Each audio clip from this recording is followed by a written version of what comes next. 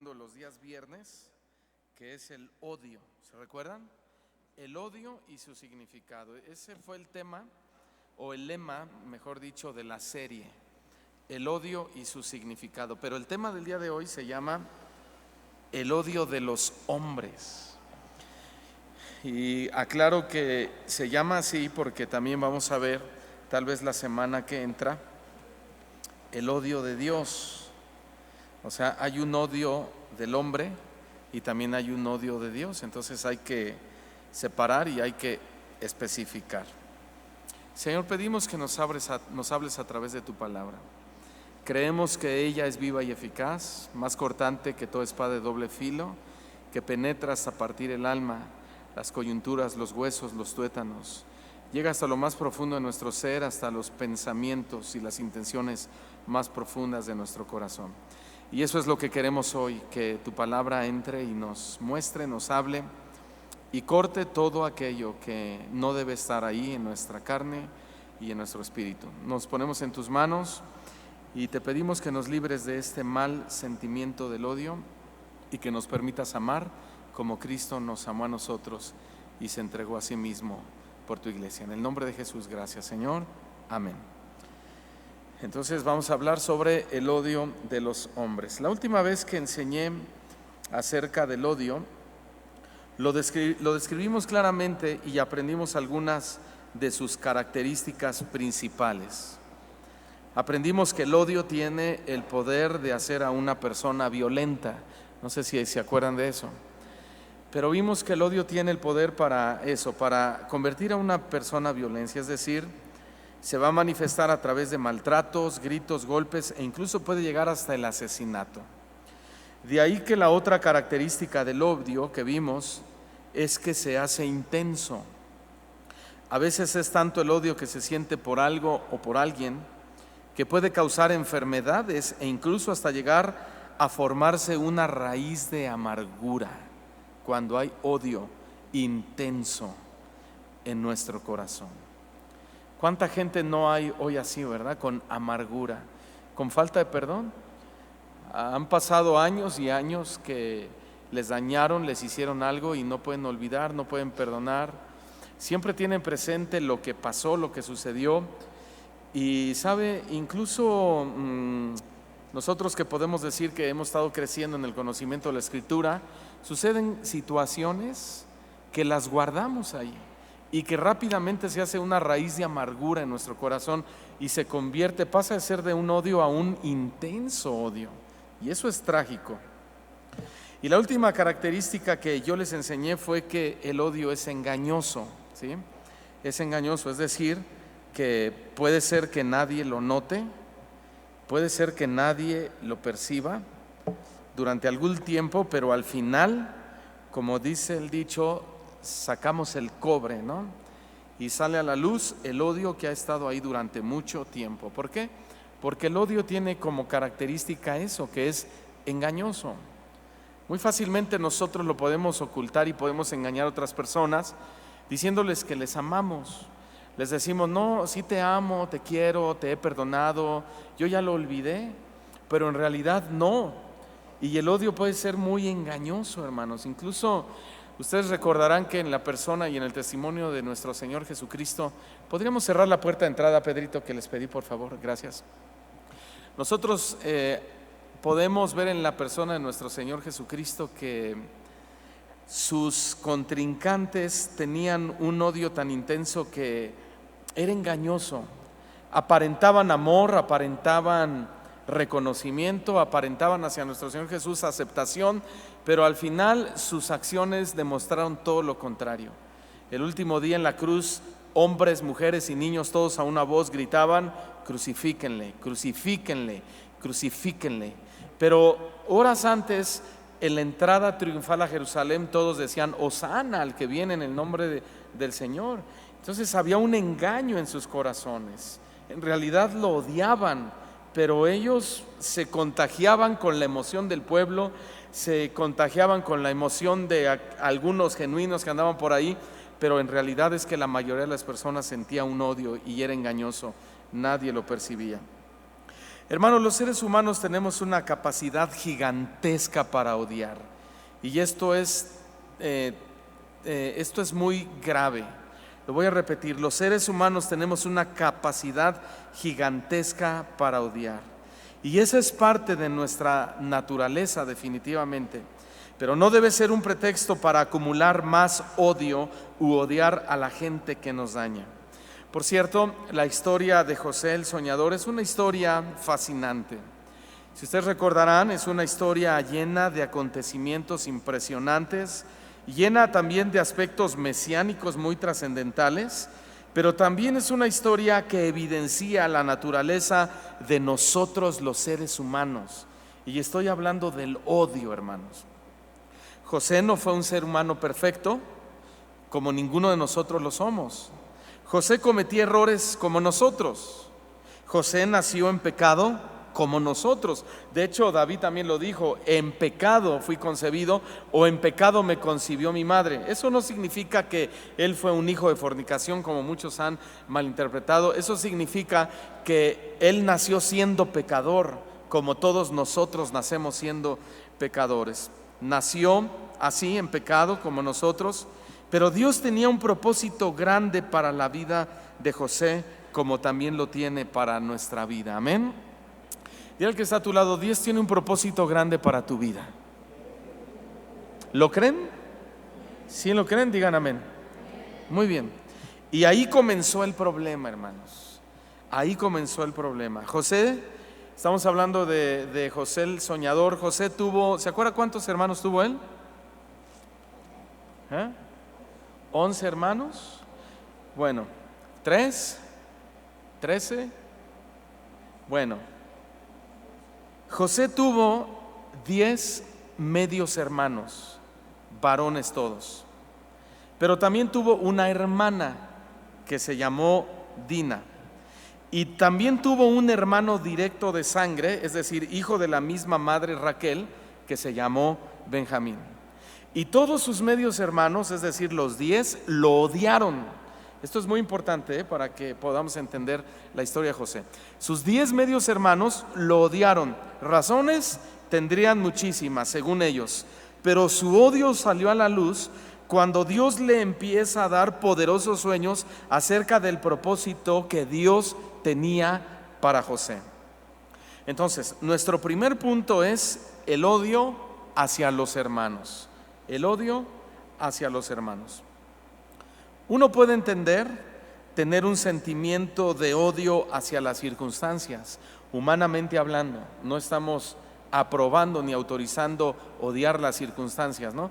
Pero humanamente hablando podemos tener un sentimiento de odio a las circunstancias, sobre todo cuando nos ha ido mal en la vida. Hasta podríamos entender el tener un sentimiento de odio hacia el diablo, ¿no es cierto? Aunque la Biblia no dice que debamos sentir odio por el diablo. Simplemente estoy diciendo que humanamente hablando podemos tener sentimientos de odio. Y muchos dicen: yo odio al diablo porque el diablo me quitó a mi mujer, o yo odio al diablo porque el diablo me tiene empobrecido, o yo odio al diablo porque por la culpa de él es que yo caí en pecado, etcétera, etcétera, etcétera. Pero lo que trato de decir es que sentir odio por las cosas que nos salen mal y por el diablo es en nuestra naturaleza humana hasta cierto punto normal. Pero sentir odio hacia tu esposo, sentir odio hacia tu esposa, hacia tus hijos, hacia tus padres o hacia algún hermano en Cristo es definitivamente un sentimiento irracional, ¿sí? Totalmente irracional. Tener este sentimiento hacia tu propia familia o hacia las personas está totalmente en contra o fuera de la voluntad de Dios y del modelo de Cristo hacia la humanidad. Sin embargo, es real y está ahí ese sentimiento y muchos no lo han podido dejar. Leamos un poco de José en Génesis capítulo 37, versículo 4 al versículo 8. Génesis capítulo 37, versículo 4 al 8. ¿Lo tienen? Aquí habla de los hermanos y estamos hablando de los 10 medios hermanos de José. sus 10 medios hermanos. Cuando lo tengan, digan amén. Bien, y viendo sus hermanos, ¿qué vieron sus hermanos? Que su padre, a ver todos, vamos a participar todos. ¿Qué hacía su padre? Lo amaba más que a todos sus hermanos, le aborrecían y no podían hablarle pacíficamente. Verso 5. Y soñó José un sueño y lo contó a sus hermanos, y ellos llegaron a aborrecerle más todavía. Y él les dijo: oíd ahora este sueño que he soñado. He aquí que atábamos manojos en medio del campo, y he aquí que mi manojo se levantaba y estaba derecho, y que vuestros manojos estaban alrededor y se inclinaban al mío. Le respondieron sus hermanos. Fíjense, ellos dieron la interpretación, ¿no? Ni siquiera esperaron. Ellos interpretan y dicen: ¿reinarás tú sobre nosotros o señorearás sobre nosotros? Y le aborrecieron aún más a causa de sus sueños y de sus palabras. Estamos hablando del odio hacia los hombres, el odio hacia nuestros hermanos, y es precisamente lo que estamos viendo en esta historia. Aquí hay un problema evidente que ha causado odio de unos hacia otros, y esta es una verdad que nosotros podemos extraer de este texto bíblico. Repito, hay un problema evidente que ha causado odio de unos hacia otros, sobre todo en la familia. ¿Cuál es? Las preferencias o las distinciones que hacemos, es decir, la desigualdad, ¿sí? Yo estaba escuchando a un predicador, me parece que el día de hoy, que ya no sé si era predicador o era un comentarista, no sé, pero él dice que en un auditorio de jóvenes le preguntó a los muchachos: ¿cuántos de ustedes o cuántos de los papás de ustedes se han dado cuenta que tienen predilectos y preferidos? Y todos los jóvenes gritaron: amén, refiriéndose a su otro hermano X, ¿no? Entonces ese mismo predicador dice: al domingo siguiente yo les pregunté a los papás, les dije: ¿cuántos de ustedes hacen diferencia entre sus hijos? Y todos dijeron: no, nadie, nosotros no. Entonces de un lado tienen a los hijos diciendo: sí, mi padre hace diferencia, y por el otro lado los padres diciendo: no hacemos diferencia. La realidad es que sí, hay diferencia, y eso se da en todos los ámbitos, no solo en la familia, no solo entre padres e hijos, puede ser entre empleados, puede ser entre amigos, puede ser en un equipo de fútbol, donde sea, pero siempre hay predilectos y diferencias. Pero cada uno de nosotros, hermanos, podemos ser los culpables de que haya odio en los corazones de nuestra familia e incluso de otras personas. Nuestras actitudes e imparcialidades sin duda han traído consecuencias trágicas como el odio. A veces cuando vemos pelear a nuestros hijos les decimos: oye, parece que odias a tu hermano, o lo tratas como si no fuera tu hermano. A mí me ha pasado. Un día Pablito, mi hijo de casi 4 años, golpeó a mi hijo Dani, que tiene 7 años, y Dani llegó y lo noqueó como si fuera un boxeador profesional, y como si el otro fuera su enemigo. Lo golpeó, lo noqueó literalmente, le golpeó el estómago, y cuando lo dobló le dio en la cara. Yo estaba viendo todo y ¡pum!, suelo. Y yo hablé con él, le dije: oye, pareciera que odias a tu hermano, o lo tratas como si fuera tu enemigo. Hermanos, pero nos damos cuenta que ellos toman esa actitud porque sienten que preferimos más a uno que a otro. De hecho, eso fue lo que pasó con los hermanos de José. O hablemos de las esposas. A veces las esposas nos dicen a mi esposa y a mí en consejería: mi esposo me trata como si me odiara, pastor. Mi esposo me habla como si me odiara, dice ella. A mis hijos los adora, a mis hijos los consiente, a mis hijos les compra todo lo que ellos quieren, a mis hijos los abraza, los besa, etcétera, pero a mí me trata con la punta del pie. A mí me trata como si me odiara, como si fuera su peor enemiga. ¿Qué estamos haciendo en ese momento? ¿Qué están haciendo los padres cuando aman a sus hijos, les dan todo lo que quieren, pero por el otro lado no le dan buen trato a su esposa? Está haciendo distinción, está haciendo una diferencia. Pero la cosa, hermano, pero la esposa debe tener su lugar y los hijos deben tener su lugar respectivamente. Una esposa que se siente así, con los años puede llegar a odiar a su esposo y a sus propios hijos. ¿Por qué? Por falta de sabiduría, porque está haciendo distinción, porque está haciendo diferencia. Vean lo que percibieron o lo que descubrieron los medios hermanos de José. Y viendo sus hermanos que su padre lo amaba más que a todos sus hermanos, ¿qué hicieron? Lo aborrecieron. ¿Por qué? Porque vieron que lo amaba más. ¿Y qué sentimiento, hermano, despertó su padre en el corazón de los hermanos de José? Porque estamos hablando que él fue el responsable. ¿Qué sentimiento despertó el padre en los hermanos de José? Díganlo ustedes. Odio, odio. Dice la historia que le aborrecían y no podían hablarle pacíficamente. Incluso el odio que su padre Jacob provocó creció cada vez más contra José. Ahora hasta los sueños de José aumentaron el aborrecimiento de sus hermanos. Hermanos, José ni siquiera era el responsable de sus sueños, pero ya estaba sufriendo el desprecio y el odio de sus hermanos. ¿No es cierto? Dice la Biblia, y le aborrecieron aún más a causa de sus sueños y de sus palabras. Pero ¿quién había sido el responsable? El padre de familia.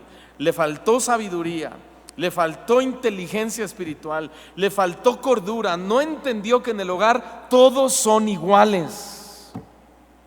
Le faltó la capacidad para gobernar bien su casa, y un día vamos a dar cuenta de ellos. A lo mejor en el hogar tenemos uno que se porta mejor que el otro, pero eso no varía en nuestro trato hacia ellos. A lo mejor en nuestro hogar hay uno más estudioso que otro, pero en el hogar todos son una bendición de Dios. ¿Cuántos dicen amén? Y no tenemos que hacer distinción, porque todos son un regalo de Dios. Todo, la esposa que tienes es un regalo de Dios. El esposo que tienes es un regalo de Dios. Tus hijos son un regalo. La familia es un gran regalo de Dios. El esposo no tiene que amar más a los hijos y demostrarle menos amor a la esposa. Todos tenemos que amarnos con el amor que Dios ha puesto en nuestros corazones. Amén. Hermanos, odiar a una persona, sea de tu propia familia o no lo sea, es una cualidad de las tinieblas. Odiar a una persona, sea de tu familia o no lo sea, te haya hecho lo que te haya hecho, si odias, es una cualidad de las tinieblas. Para un inconverso esto puede ser algo normal, pero para un hijo de Dios que tiene la luz de Cristo en sus vidas, que hemos nacido de nuevo, es imposible odiar a una persona. ¿Sí o no, hermanos? Debe ser imposible odiar a una persona. Si decimos que somos hijos de Dios, debemos demostrarlo de muchas maneras bíblicas. Aclaro y subrayo. Si decimos ser hijos de Dios, debemos demostrarlo de muchas maneras bíblicas, porque muchos demuestran su amor a su manera, pero hay una manera bíblica para demostrar el amor. Hay una manera bíblica para demostrar la luz que hay en nosotros, y eso es lo que nos debe interesar. ¿Cuáles son las maneras bíblicas de demostrar? Número uno, amando, porque el amor, habla la Biblia de la preeminencia del amor. El amor está por encima de todas las cosas. El cristiano que es luz aprende a amar. El cristiano que es luz perdona. El cristiano que es luz pasa por alto la ofensa. El cristiano que es luz hace bien con sus hechos a toda la gente. Pero si nuestros hechos dicen lo contrario, en realidad seguimos en tinieblas. Esa es la verdad bíblica. Si nuestros hechos hacen lo contrario, seguimos en tinieblas. Si yo le pregunto a usted cuántos están en tinieblas, usted no va a decir amén. Pero si me siento 10 minutos y les pregunto de su vida pasada, lo que han pasado, lo que les han hecho, lo que les han dicho, entonces yo me voy a dar cuenta si eres tiniebla o eres luz. Un hijo de Dios no puede odiar a nadie, porque si odiamos, hay tinieblas en nosotros. Tomen muy en serio esto, hermanos, ¿sí?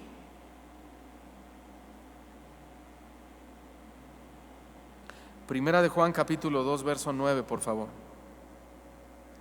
Primera de Juan, capítulo 2, verso 9.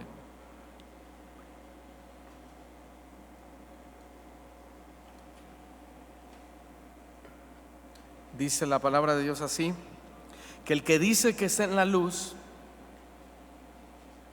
es decir, en Cristo, el que dice que está en la luz y aborrece a su hermano, ¿cómo está? ¿En dónde está?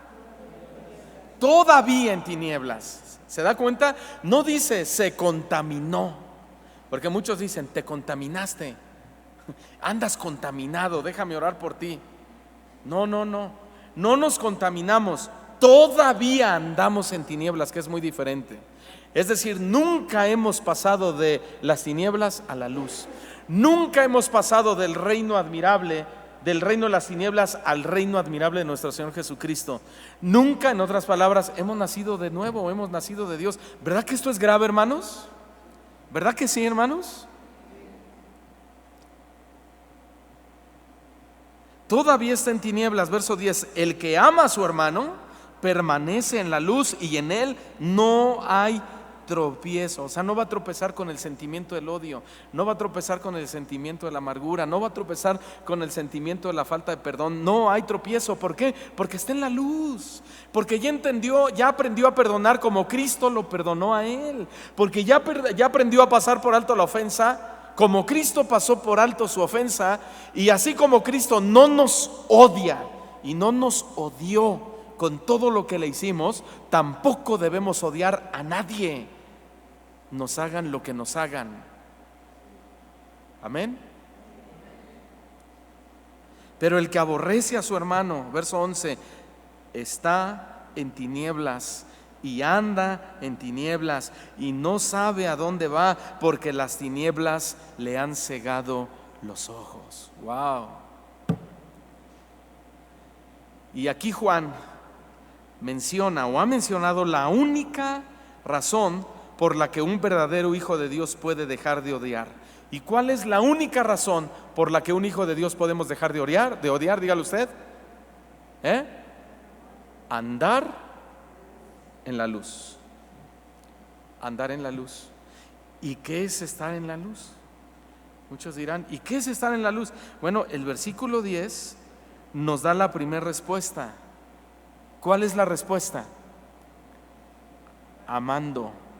El que ama a su hermano permanece en la luz. ¿Qué es andar en la luz? ¿Cómo andamos en la luz? Amando a nuestros hermanos. Para que quede más claro, veamos a la luz de otros pasajes bíblicos lo que es andar en la luz. Primera de Juan, bueno, mejor dicho es ahí mismo, capítulo 2, verso 4. Vamos a regresarnos 5 versículos. Primera de Juan 2:4. El que dice, yo le conozco y no guarda sus mandamientos, el tal es mentiroso y la verdad no está en él. Noten el principio que menciona Juan. Aquí hay un principio. El que dice, yo lo conozco, debe guardar sus mandamientos. Ahí está el principio. El que dice yo soy hijo de Dios, el que dice yo soy cristiano, el que dice yo voy a la iglesia, el que dice yo he nacido de nuevo, el que dice yo voy al campo misionario y le sirvo, el que dice yo hago esto, aquello, ¿qué? Guarda sus mandamientos. Por ejemplo, en el círculo familiar nos conocemos a nosotros mismos, pero también conocemos cómo es cada uno de la familia, ¿verdad que sí? Decimos, no, cuidado, mi hermano es así, o mi hermana es así, o fulanito es así, y así, nos conocemos perfectamente. Y en ese sentido vamos a actuar para tratar de llevar una relación agradable y en paz entre nosotros. Por ejemplo, fíjense bien, este es un ejemplo. A mí no me gusta la comida tibia, y ya lo he dicho muchas veces aquí en la congregación. Bueno, al Señor no le gusta la gente tibia. A mí no me gusta la comida tibia. Así que mi esposa, para mantener la armonía conmigo, ¿qué hace?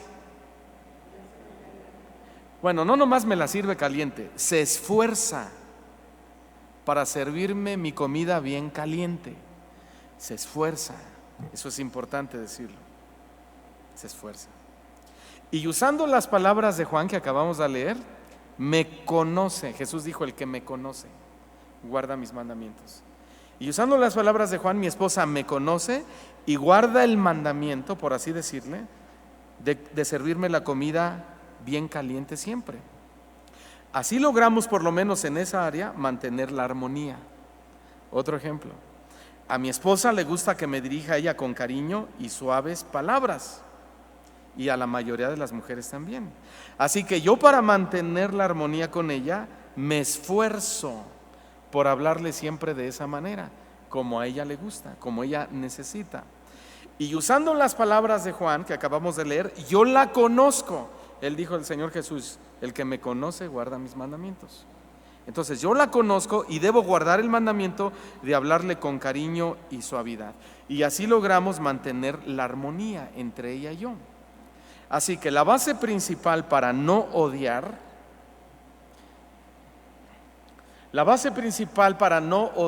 ni a la vida porque te ha ido mal, ni a las circunstancias, ni a tu familia, ni a las personas en general, es andar en la luz. Y para andar en la luz, escuchen bien, y tomando las palabras de Juan, debo conocerlo a él y conocer lo que él piensa acerca del odio. Porque el que conoce, ¿qué? ¿Fui claro en esto o no? Entonces, ¿qué piensas tú del odio, Señor? Tengo que saber qué piensa él del odio para actuar en base a su conocimiento y agradarlo a él. Si lo conozco, voy a agradarlo a él. Esto es muy importante, hermanos. Entonces, andar en la luz significa saber que el odio es una manifestación de las tinieblas. Eso es lo que Dios piensa del odio, que el que no ama anda en tinieblas. El odio, repito, es una manifestación de las tinieblas y por lo tanto debemos manifestar la luz. ¿Cómo? ¿Cómo? Amando y perdonando a todas las personas, porque si no lo hacemos, dijo el Señor Jesús a través de Juan, somos mentirosos y la verdad no está en nosotros. Qué fuerte, ¿verdad, hermanos? Entonces, imagínate que tú vienes a la iglesia y le dices a Dios, te amo, y de repente ves entrar por aquella puerta aquel que te ha hecho la vida de cuadros, ¿no? Y sientes odio. Es como si la voz del cielo bajara y te dijera, mentiroso. No, a ti sí te amo. Mucha gente dice, a ti sí te amo, Señor, porque tú eres bueno. ¿Sí o no? Ay, porque tú me amaste. Bueno, si me amáis, guardad mis mandamientos y ponerlos por obras. Porque el que dice que me ama y odia a su hermano es un mentiroso, y el tal anda en tinieblas. Eso es lo que piensa Jesucristo, Dios, acerca del odio. Entonces no podemos nosotros aferrarnos a seguir sintiendo un sentimiento de odio si decimos que estamos amando a Dios. Es una confrontación muy clara, hermanos. Entonces, andar en la luz, además de amar a nuestros semejantes, en lugar de odiarlos, es teniendo también comunión con Dios.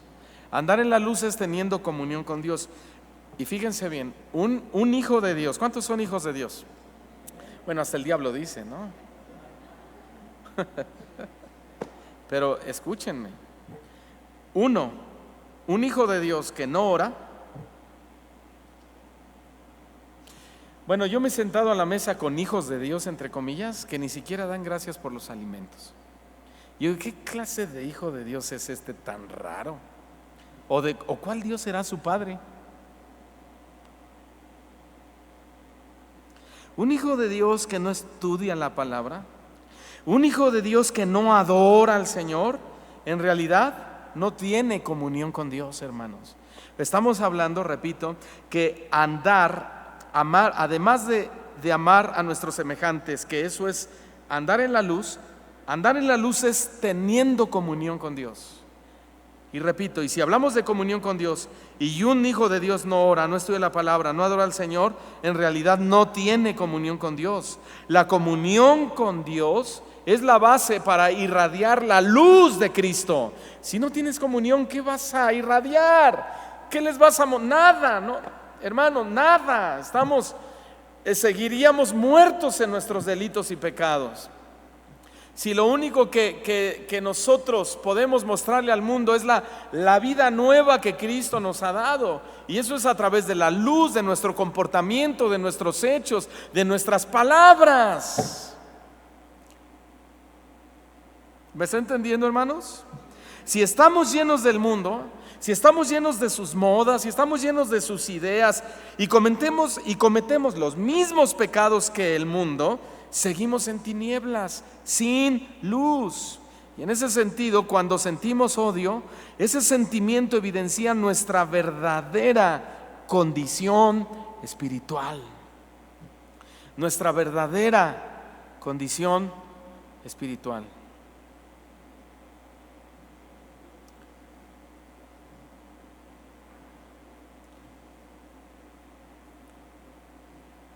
Primera de Juan 1, verso 6.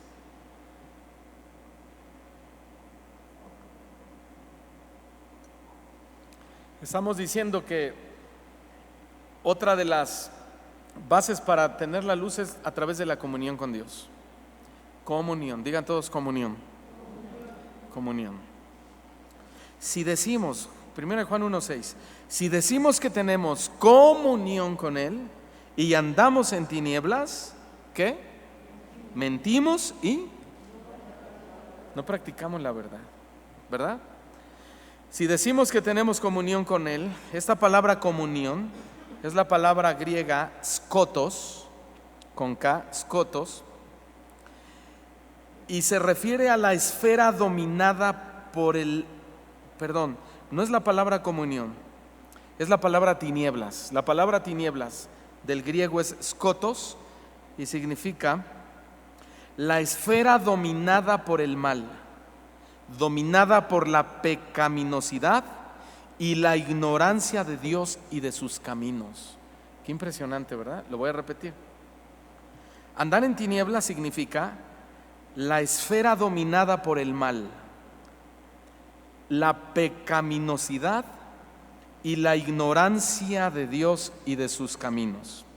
Entonces el versículo se leería así: si decimos que tenemos comunión con Él y andamos en la esfera dominada por el mal, dominada por la pecaminosidad y la ignorancia de Dios y sus caminos, mentimos y no practicamos la verdad.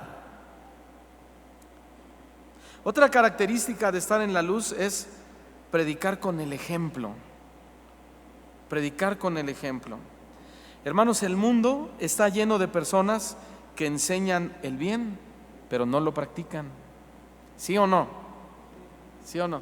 No, la abuelita, dice, nos daba unos consejos impresionantes. Sí, pero la abuelita después se supo que tuvo un amante, después la abuelita se supo que se casó 3 veces. O sea, ¿sabemos cosas de la abuelita? Bueno, ¿cuántas veces nosotros hemos dado buenos consejos y no los llevamos a cabo?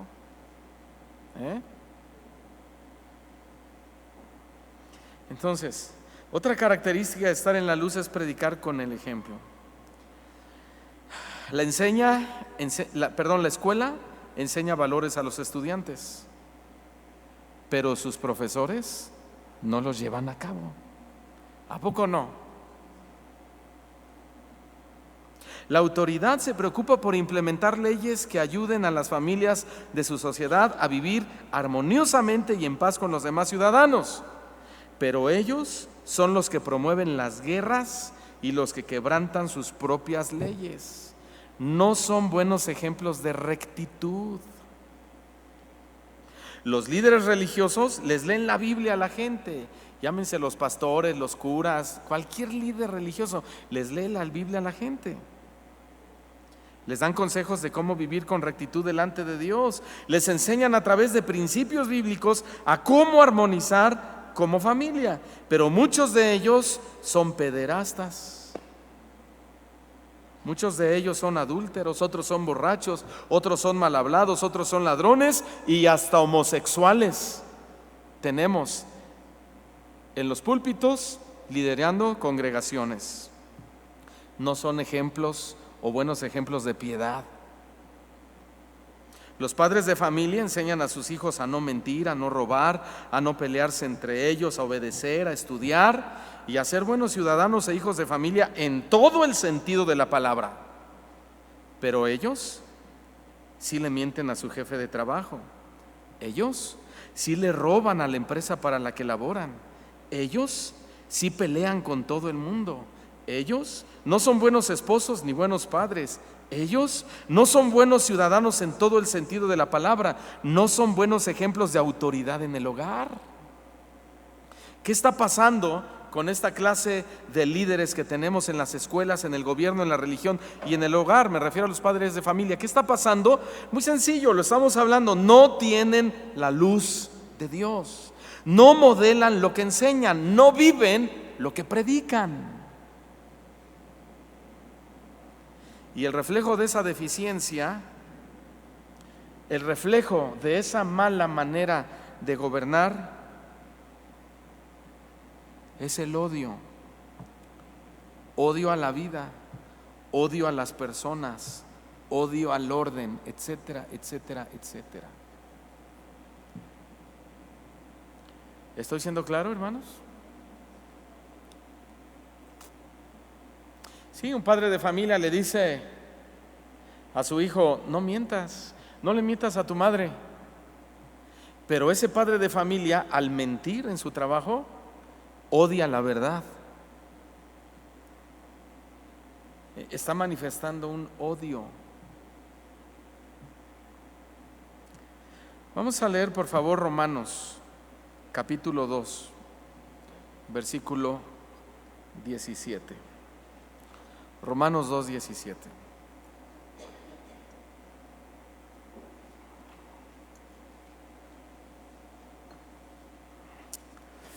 ¿Lo tienen? Este pasaje es muy interesante. Dice Pablo en su carta a los cristianos en Roma: he aquí, tú tienes, ¿qué? Sobrenombre de judío. En otras palabras, tú te haces llamar hijo de Dios. ¿Cuántos hijos de Dios hay aquí?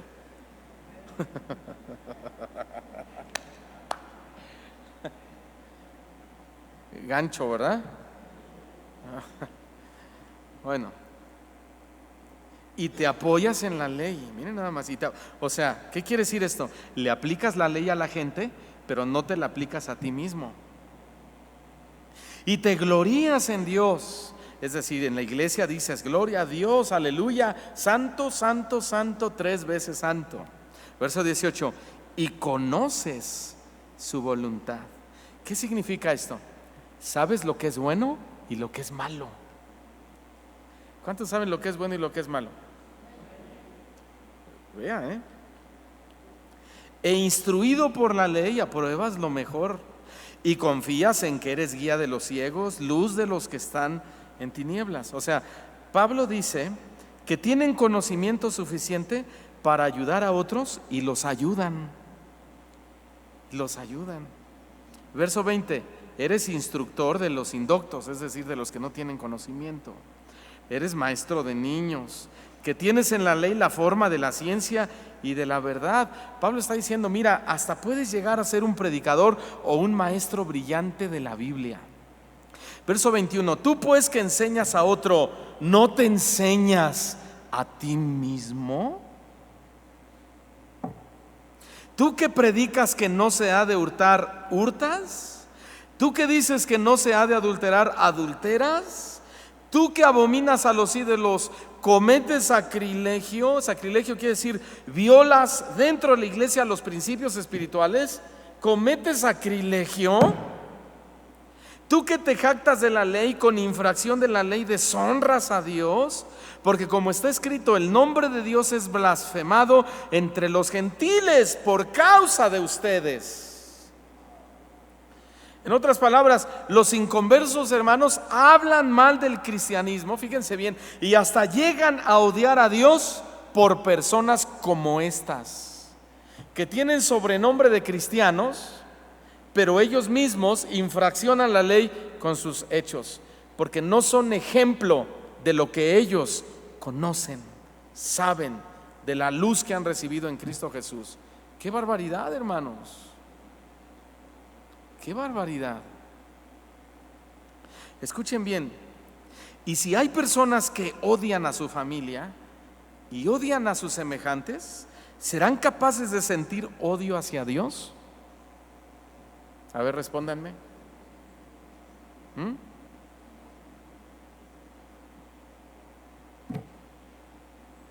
Claro que sí.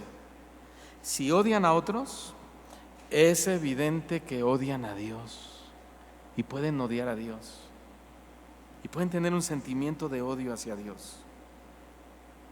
El odio, este es otro punto, el odio incluye a Dios.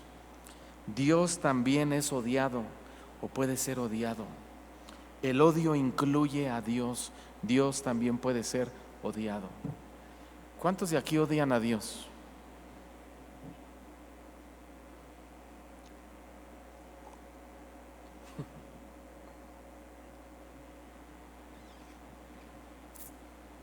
Es increíble, pero es verdad.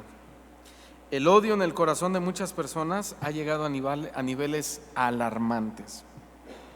Muchos odian a Dios porque viven infelices. Por culpa de Dios no soy feliz. Otros lo odian porque no les ha sanado su enfermedad. Otros lo odian porque son pobres. Y así consecutivamente, hermanos. En otras palabras, mucha gente lo odia a Dios porque según ellos, Dios no los quiere ayudar a salir de todos sus problemas. ¿Es trágico esto? Sí. ¿Es real? Sí. Vamos a respaldar con algunas citas esta tragedia real de que también se puede odiar a Dios. Salmo capítulo 139, verso 21. De hecho, este es el primer salmo, el salmo que leímos en nuestra primera enseñanza, el odio. Salmo 139, verso 21, David dice: no odio, oh Jehová, ¿a quiénes? Salmo 139, 21. No odio, oh Jehová, ¿a quiénes? A los que te aborrecen. ¿A los que te aborrecen? ¿Hay gente que aborrece a Dios? ¿Sí o no, hermanos? Amén. Hermanos, en los tiempos de David eran tantas las victorias que Dios le dio que terminaron odiándolo. ¿Sí? Y esa es precisamente una representación muy gráfica del odio que Satanás le tiene a Jesucristo por la victoria que Él nos dio en la cruz. ¿Lo sabían, hermanos? Satanás odia a Cristo por la victoria que Él nos dio en la cruz. Lo odia. Nosotros somos victoriosos en Cristo Jesús y somos más que vencedores en Cristo Jesús, y eso es algo que Satanás odia con todo su ser. Satanás lo odia, pero nosotros lo amamos. Satanás lo aborrece, pero nosotros le estamos muy agradecidos. ¿Cuántos dicen amén? Amén. Ahora leamos a Moisés. Y Dios le da a este patriarca su ley moral para los hombres. Pero sorprendentemente Dios le revela a Moisés que habría gente que por causa de esa ley moral lo aborrecería a Dios. Claro, es que el ser humano aborrece las reglas. El ser humano aborrece el orden. El ser humano aborrece que nos metan en cintura, ¿no? Queremos ser libres de hacer lo que querramos y hasta decimos, es que tenemos libre albedrío. Hasta aplicamos mal la escritura y decimos, todo me es lícito, pero no todo me conviene, así que yo sé lo que hago. Porque el ser humano odia el orden. Pero ¿el orden de quién viene, hermanos? De Dios. Sucede lo mismo en nuestros tiempos que en los tiempos de Moisés. Hay gente que aborrece la ley moral de Dios, aborrece la ley de no cometerás adulterio. ¿Por qué? Porque quieren adulterar. Aborrecen la ley de no robarás. ¿Por qué? Porque quieren robar. Aborrecen la ley de no mentirás. ¿Por qué? Porque les gusta la mentira. Aborrecen la ley de no codiciarás. Aborrecen la ley de no honrarás a dioses ajenos, y así sucesivamente. ¿Y saben qué? Quien aborrece su ley moral, quien aborrece la ley moral de Dios, aborrece a Dios. ¿Sí, hermanos? Quien aborrece la ley moral de Dios, aborrece a Dios. ¿Por qué? Porque Dios se representó a sí mismo con Moisés y con su pueblo a través de esos 10 mandamientos morales. Si alguien quería saber cómo era Dios, ahí estaban los 10 mandamientos. Así es Dios. Ese es el carácter de Dios. Esa es la personalidad de Dios. Ese es el ser divino al cual nos enfrentamos, con el cual hablamos, con el cual tenemos comunión. ¿Cuántos dan gloria a Dios, hermanos? A muchos no les gusta, desde luego. Éxodo 20, versículo 4. Y aquí está la ley moral. Vamos a ver solo un pedacito de la ley moral, de todos los mandamientos que Dios le da al pueblo de Israel a través de Moisés. Y dice así: no te harás imagen, ni ninguna semejanza de lo que está arriba en el cielo. Muchos dicen, ¿y por qué no? Y ahí están los católicos. Y ahí están los cantantes cristianos famosos que antes íbamos a sus conciertos, que tenemos sus discos en nuestro iTunes, que tenemos sus discos ahí, y muchos sabrán de quién estoy hablando. Y hoy defienden y hoy dicen, no, es que los católicos no son idólatras.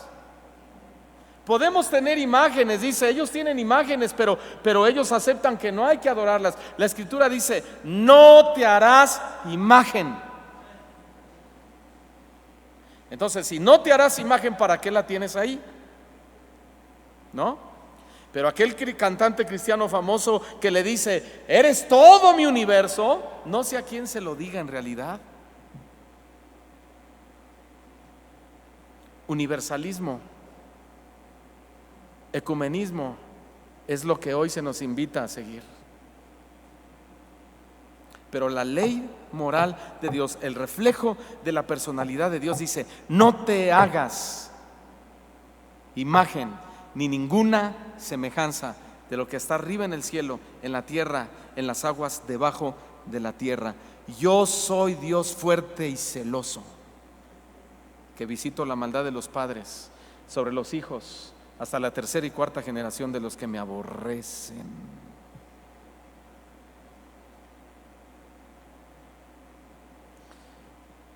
Hermanos, la idolatría católica es una forma clara de aborrecer a Dios. Pero también la idolatría hacia cualquier cosa o persona. Idolatrar es lo mismo que odiar a Dios. Si yo preguntara cuántos odian a Dios, nadie respondería amén. Pero si yo preguntara cuántos le dan más atención a otras cosas, a tu trabajo, a tu negocio, a tu computadora que a Dios, la mayoría lo aceptaría. Pues eso es idolatría, y todo eso es una actitud de odio hacia Dios. Has quitado a Dios de tu primer lugar y has puesto muchas cosas como primer lugar.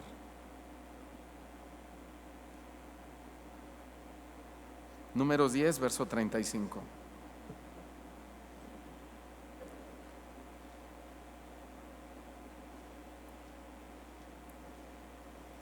Número 10, verso 35. ¿Lo tienen? Cuando el arca se movía, Moisés decía, levántate, oh Jehová, y sean dispersados, ¿quiénes? Tus enemigos. Él no dijo mis enemigos, tus enemigos, y huyan de tu presencia, ¿quiénes? Los que te aborrecen. Y cuando el arca se detenía, decía, vuelve, oh Jehová, a los millares de Israel. Aquí Moisés se refería a los paganos que conocían a Dios y que al ver al pueblo de Israel le salían a su encuentro para querer aniquilarlos. ¿Por qué? Porque ellos representaban un peligro nacional. Se había corrido la noticia de que Israel tenía un Dios que le abría el mar en dos, tenía un Dios que había sacado con brazo poderoso la esclavitud de Egipto, tenían a un Dios que les hacía bajar maná del cielo sobrenaturalmente, tenían a un Dios que en medio del desierto les daba agua de beber de una roca. Entonces representaban un peligro. Y la verdad que podemos extraer de este pasaje es que todo aquel que se levante contra un hijo de Dios, y me refiero a los verdaderos hijos de Dios, no a los que viven como paganos, manifiestan odio hacia Dios. Y nos odian por muchas cosas, porque ya no somos como ellos, porque ya no convivimos con ellos, porque los reprendemos por sus pecados, porque les predicamos el evangelio para que se arrepientan, etcétera, etcétera, etcétera. Por eso nos odian, pero sin darse cuenta su odio está dirigido a Dios, quien es el autor de la santidad. Y esa es la otra cara de la verdad. Hay quienes odian la santidad de Dios. ¿Por qué? ¿Por qué la gente odia la santidad de Dios? La respuesta nos la da nuestro Señor Jesucristo en Juan capítulo 3, versículo 20. Muchos dicen, yo no odio a Dios, yo lo amo, pero no me gusta este tema de la santidad. ¿Por qué no puedo ir a una fiesta y embriagarme como todos? ¿Por qué no puedo ir a un antro y bailar y disfrutar de mis amigos? ¿Acaso eso es santidad? ¿O falta de santidad, mejor dicho? Pero, repito, hay quienes odian la verdad. ¿Y por qué odian la santidad? Porque dice el Señor Jesús que odian la santidad porque todo aquel, Juan 3:20, porque todo aquel que hace lo malo aborrece la luz y no viene a la luz para que sus obras no sean reprendidas. Ahí está la respuesta. Por eso odian la santidad de Dios. ¿Por qué? Esa es la razón por la que mucha gente odia la santidad de Dios, porque no quieren que sus obras sean reprendidas. Esto es trágico. Esto es verdaderamente penoso, hermanos. Odiar la santidad de Dios a cambio de continuar viviendo en pecado es la verdad. Si tú le preguntas a la gente si odian a Dios, obviamente te van a decir que no. Pero si te odian a ti por la vida nueva y la luz de Cristo a través de tus acciones, aunque digan que no odian a Dios, lo odian. ¿Por qué? Porque están odiando las acciones que corresponden a la santidad de Dios. Y si tú odias las acciones que corresponden a la santidad de Dios, aunque lo niegues, odias a Dios, porque tu Dios es santo, santo, santo, 3 veces santo, y Él ha dicho que sin santidad nadie le verá. Entonces no podemos odiar las obras de santidad y decir que amamos a Dios, al Dios santo. ¿Estoy siendo claro, hermanos? Y si te dicen santurrón, y si te dicen exagerado, no te preocupes. Si te dicen legalista, si te dicen religioso, no te preocupes. No te están rechazando a ti, están odiando a Dios.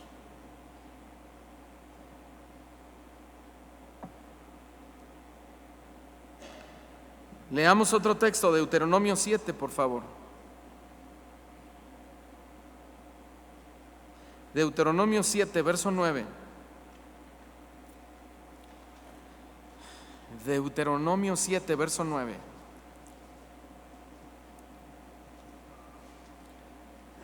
Conoce pues, ¿ya lo tenemos?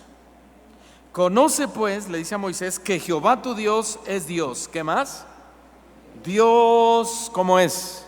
Es fiel. Todos digan, Dios es fiel. Les pregunto, ¿cómo es Dios? Dios es fiel, que guarda el pacto y la misericordia a los que le aman y guardan sus mandamientos hasta 1000 generaciones, verso 10, y que da el pago en persona, ¿a quién? Al que le aborrece, híjole, destruyéndolo. Y no se demora con el que le odia, en persona le dará el pago, no se lo va a mandar decir. Él le va a decir, ¿sabes qué? Maldito al fuego eterno con el diablo y sus ángeles.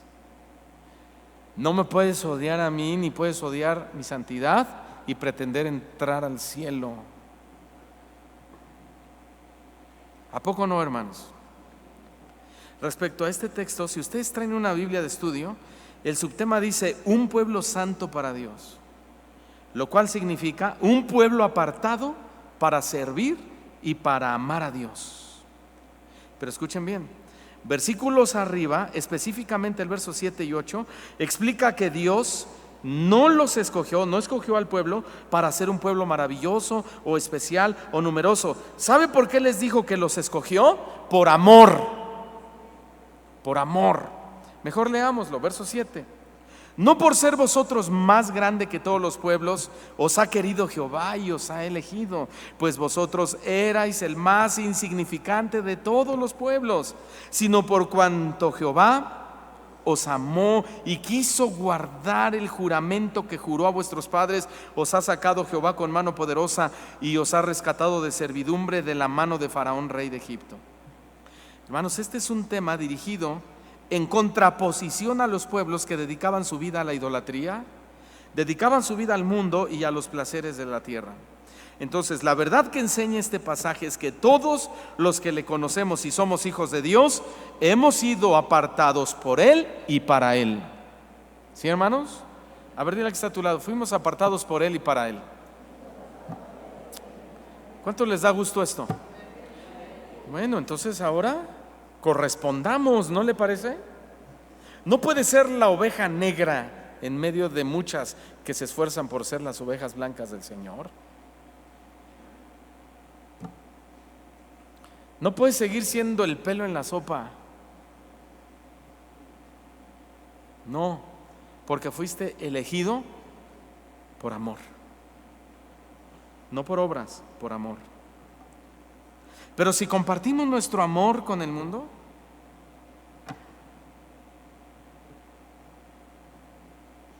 o si no compartimos, mejor dicho, nuestro amor con el mundo, estamos despreciando el amor con el cual Dios nos escogió para salvación.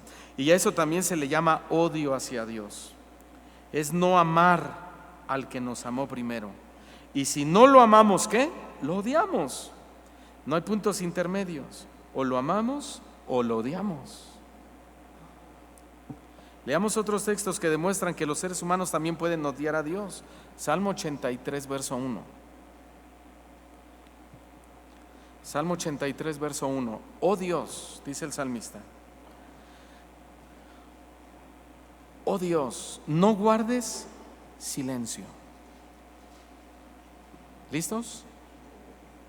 No guardes silencio, no calles, oh Dios, ni te estés quieto, porque he aquí que rugen tus enemigos y los que te aborrecen alzan cabeza. La Biblia de las Américas dice, los que te aborrecen se han enaltecido. Impresionante, ¿verdad? La altivez, oiga bien, porque hoy hay muchos hijos del rey por ahí en muchas iglesias, que como son hijos del rey, son los cristianos más altivos que incluso que los paganos que no conocen a Dios. Si soy hijo del rey, tengo que traer un Mercedes-Benz. Si soy hijo de un rey, debo vivir en la mejor zona. Si soy hijo de un rey, debo comer mejor que cualquier otro. Si soy hijo de un rey, tengo que vestir mejor que las demás personas. Si soy hijo de un rey, tengo que tener el mejor trabajo. Hermanos, puros argumentos fuera de la Biblia. La altivez, la arrogancia, la soberbia, la presunción y toda conducta semejante a esta es una actitud de odio y rechazo hacia Dios. La pregunta es: ¿y por qué? ¿Y por qué una actitud de arrogancia? ¿Por qué una actitud de presunción? Es una actitud de odio hacia Dios. Muy simple, muy simple. Porque el carácter de Dios es humildad. Él es manso y humilde.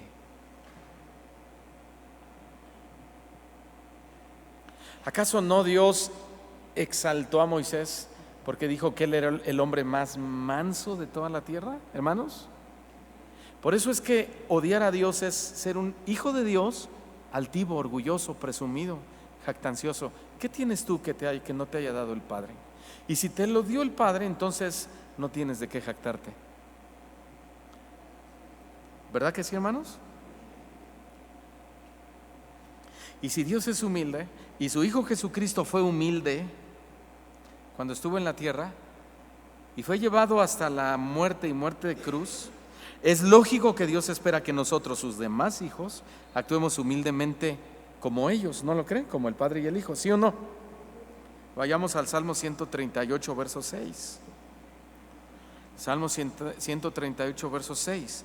Porque Jehová es excelso y atiende, ¿a quién atiende?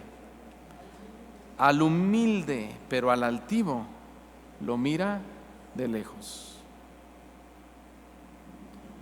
Diga conmigo, Dios atiende al humilde, al altivo lo mira de lejos. Salmo 51, verso 17.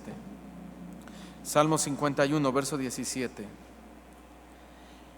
Si tú quieres decirle, Señor, aquí estoy, te doy mi vida, te doy mi don, te doy esto, dice el salmista que los sacrificios de Dios son el espíritu quebrantado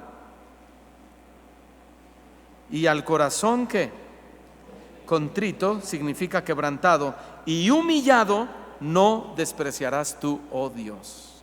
¿Cuántos dan gloria a Dios?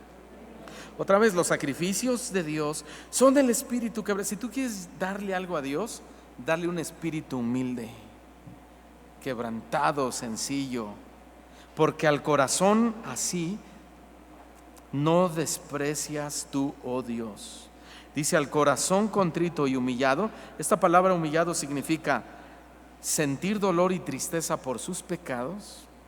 Al corazón que siente tristeza y dolor por sus pecados, no lo desprecia Dios. Ahora vayamos a Isaías 57, versículo 15. Isaías 57, verso 15. Porque así dijo, ¿ya lo tiene?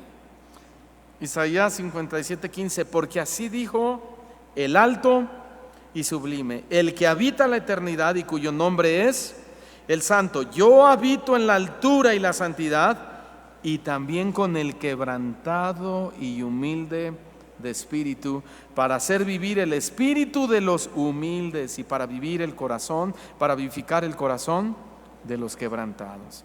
Bueno, hermanos, es impresionante darnos cuenta qué tan dañado está el corazón del hombre por el orgullo. Y si el orgullo es lo mismo que odiar a Dios el Padre, por supuesto que también odian a su Hijo Jesucristo. Y este es nuestro último punto. El odio incluye al Salvador.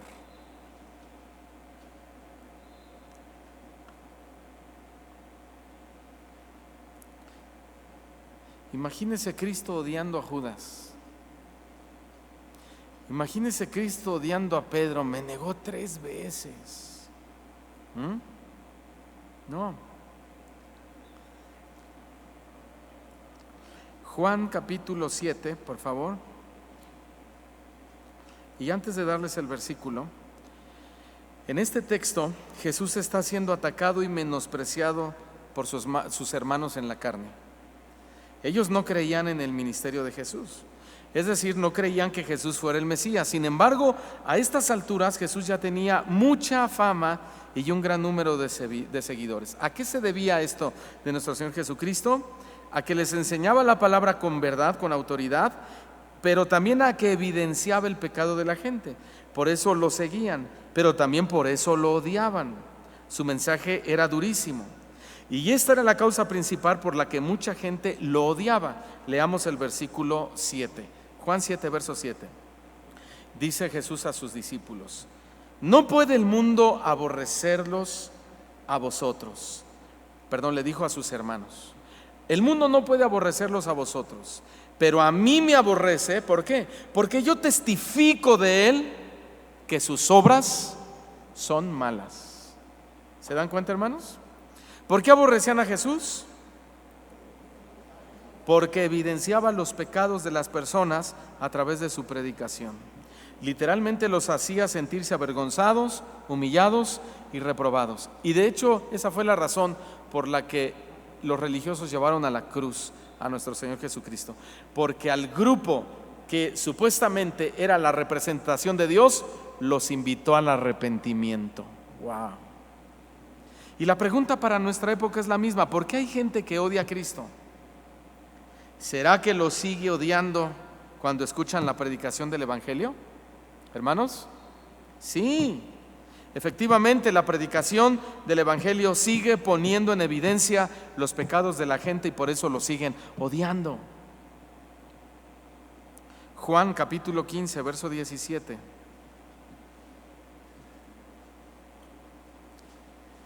Esto os mando, dice el Señor, que os améis unos a otros. Si el mundo os aborrece, sabed que a mí me ha aborrecido antes que a vosotros. Brinquemos al verso 23. El que me aborrece a mí, también a mi Padre aborrece. Si yo no hubiese hecho entre ellos obras que ninguno otro ha hecho, no tendrían pecado, pero ahora han visto y han aborrecido a mí y a mi Padre. Pero esto es para que se cumpla la palabra que está escrita en su ley: sin causa me aborrecieron. ¿Hay o no hay gente que aborrece a Cristo? Sí, tú les hablas el verdadero evangelio, ¿sabes qué? Te sacan de su lista de amigos, ¿eh? Hablo del verdadero evangelio. No de ese evangelio de chocolate, de ese evangelio de cartón, que con el fuego de la prueba rápido se deshace, ¿eh? Te sacan de su lista de amigos. Pero ¿sabes qué? Eso es un reflejo del odio a Cristo, no a ti, porque quien lo está diciendo es Él, no tú. Impresionante, realmente asombroso. Aunque el mundo diga que no odia a Jesús, quien rechaza la predicación del verdadero evangelio manifiesta odio a Jesucristo sin causa, como lo acaba de decir él, sin causa. Hoy a usted y a mí nos llaman legalistas, ¿a poco no? Nos llaman religiosos y un sinfín de sobrenombres con los que nos etiquetan por estudiar la Biblia y por predicar el verdadero evangelio: evangelio de arrepentimiento, evangelio de santidad, evangelio de compromiso con Dios. Pero de algo debemos estar seguros: estamos haciendo lo correcto, hermanos. Estamos haciendo lo correcto, y si nos llaman de esa manera, se debe a una sola cosa. ¿A qué? A que estamos amando su evangelio. Pero los que nos critican no se dan cuenta, y tristemente lo digo, están odiando a Dios sin darse cuenta. Lo aborrecen sin darse cuenta. Y vamos a leer dos pasajes bíblicos y dando lectura terminamos. Juan 14, 23.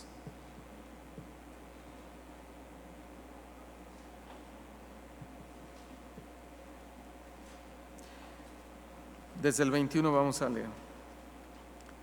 Vamos a juntar los versículos.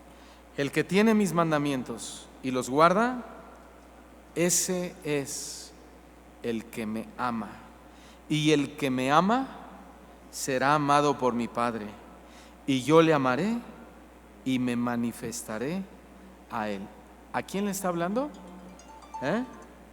A los que tienen su palabra y la guardan. Verso 23. Respondió Jesús y le dijo: el que me ama, mi palabra guardará, y mi Padre le amará, y vendremos a él y haremos morada con él. El que no me ama simplemente no guarda mis palabras, y la palabra que habéis oído no es mía, sino del Padre que me envió. Impresionante, ¿verdad? Ellos decían amar a Dios, pero rechazaban el mensaje de su Hijo. Y muchos decimos amar a Dios, el mundo entero dice amar a Dios. Los cristianos decimos amar a Dios, pero si realmente lo amamos, no rechacemos la palabra del Evangelio. Amén. Oremos, inclinen su rostro. Te damos gracias, Señor, en esta noche, por tu amor, por tu inmenso amor por nosotros. Perdónanos porque no nos habíamos dado cuenta que cuando odiamos a nuestros hermanos, a nuestra familia, a nuestro prójimo, no nos habíamos dado cuenta que cuando odiamos tu santidad, tus mandamientos, tu ley, tu palabra, te estamos odiando directamente a ti y a tu Hijo Jesús. Estábamos tan ciegos, Señor, que creíamos que esto era normal. Pero hoy te pedimos que nos ayudes y nos des la gracia para que si hay algo muy poco de odio hacia alguna circunstancia, hacia alguna persona, hacia la vida misma, nos perdones y nos des la gracia para salir de ese pozo, de esa profundidad tenebrosa, para vivir en la luz de Cristo, de tu Hijo. Esa luz que fue demostrada con perdón, con amor, con misericordia, con amor hacia las personas, aún los que lo apedrearon estando en la cruz. Él dijo estando ahí: Padre, perdónalos, porque no saben lo que hacen. Y eso me habla de que Jesús no nos odió, aún en nuestro último intento de odio hacia Él. Con amor eterno te he amado, por lo tanto prolongué mi misericordia, dijo el Señor. Ayúdanos, Señor, y danos tu bendición para amar a nuestros hermanos, a nuestra familia y a toda la gente como tú nos amaste y te entregaste por nosotros. Póngase de pie, por favor. Levante sus manos al Señor y dígale eso al Señor: Señor, quiero amar como tú me amaste. Y si es necesario comenzar a decir el nombre de aquellas personas que sientes odio por ellas, díselo. Abre tu boca y di: Señor, hoy en tu poder y en tu gracia decido amar, perdonar